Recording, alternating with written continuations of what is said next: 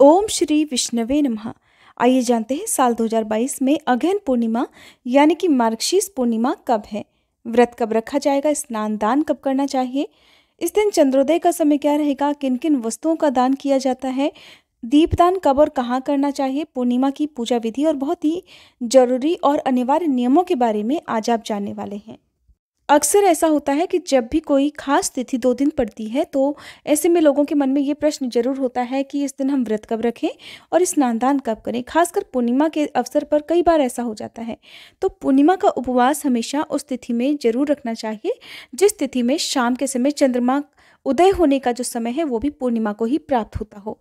और अगले दिन स्नान दान कर लेना चाहिए। स्नान दान तो वैसे आप एक दिन पहले वाली पूर्णिमा तिथि पर भी कर सकते हैं, लेकिन खास तौर पर व्रत जो रखा जाता है वो उसी तिथि को रखना चाहिए। तो जैसे कि मार्गशीर्ष का महीना अब समाप्त होने वाला है, जिन लोगों ने भी पूरे महीने में किसी प्रकार का कोई दान नहीं किया हो या फिर पवित्र नदियों के जल से स्नान ना कर पाए हो, तो इस पूर्णिमा को आप जरूर गंगा जल मिलाकर चाहे तो स्नान करें, हो सके तो यमुना जी में या गंगा जी में जाकर स्नान कर सकते हैं। इस दिन किए गए स्नान से कहते हैं कि जन्म जन्मांतर के पापों का नाश हो जाता है और इस दिन किया गया दान कई गुना पुण्य भी प्रदान करता है, जिसका फल न केवल इस जन्म में बल्कि आने वाले जन्मों में और आने वाली कई पीढ़ियों तक प्राप्त होता है। तो इस बार 7 दिसंबर बुधवार को पूर्णिमा का उपवास रखा जाएगा।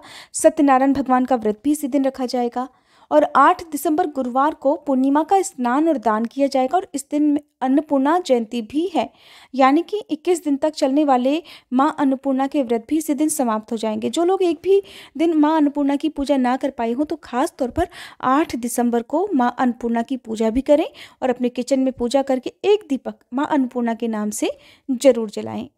पूर्णिमा की तिथि प्रारंभ होगी 7 दिसंबर बुधवार की सुबह 8:02 से और समाप्त होगी 8 दिसंबर गुरुवार की सुबह 9:38 पर। पूर्णिमा का उपवास वाले दिन यानी कि 7 दिसंबर बुधवार को सूर्योदय का समय रहेगा सुबह 6:59, सूर्यास्त का समय रहेगा शाम 5:36 और चंद्रोदय का समय रहेगा शाम 5:01 पर। इस दिन राहुकाल के समय का आपको खास तौर पर ध्यान रखना है। दोपहर 12:30 से लेकर 1:30 के बीच में आप किसी भी शुभ कार्य को या दान इत्यादि देने से जरूर बचें, क्योंकि इस समय कहते हैं कि कोई भी शुभ कार्य यदि करते हैं तो उसका अशुभ फल प्राप्त होने की ज़्यादा संभावना होती है। इस समय में किया गया दान भी राहु और केतु ग्रह को चला जाता है। शाम की पूजा आप 5:01 के बाद से कभी भी कर सकते हैं और अपना उपवास भी खोल सकते हैं। 8 दिसंबर को गुरुवार के दिन सूर्योदय का समय रहेगा सुबह 7 बजे, सूर्यास्त का समय रहेगा शाम 5:37, चंद्रोदय का समय रहेगा शाम 5:45 और राहुकाल का समय रहेगा दोपहर 1:15 से 3:15 तक।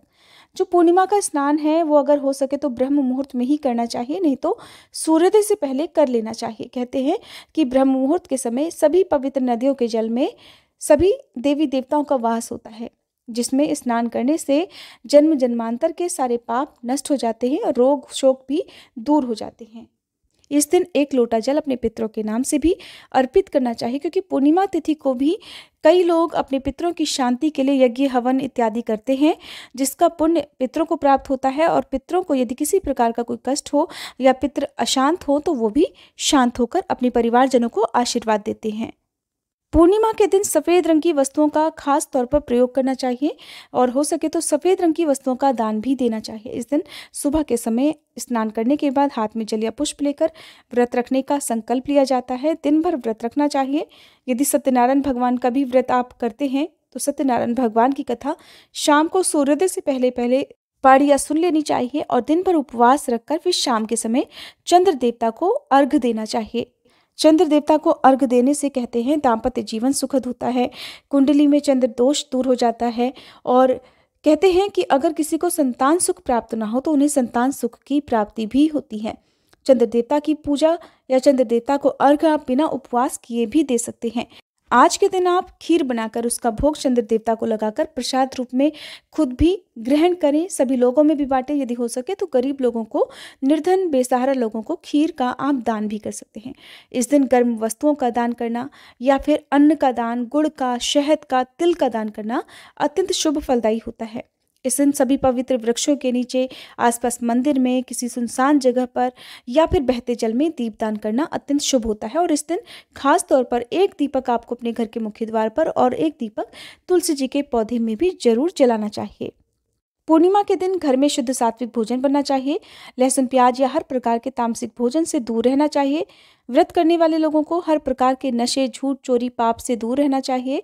और इस दिन परिवार का कोई भी सदस्य नाखून, बाल इत्यादि ना कटाए और घर में कलह, क्लेश का माहौल नहीं होना चाहिए। कहते हैं कि कोई भी खास दिन हो, अगर उस दिन घर में अशांति हो तो उस दिन किए गए व्रत का कोई भी पुण्य व्रती को प्राप्त नहीं होता है, बल्कि उसका उल्टा दोष भी लग सकता है।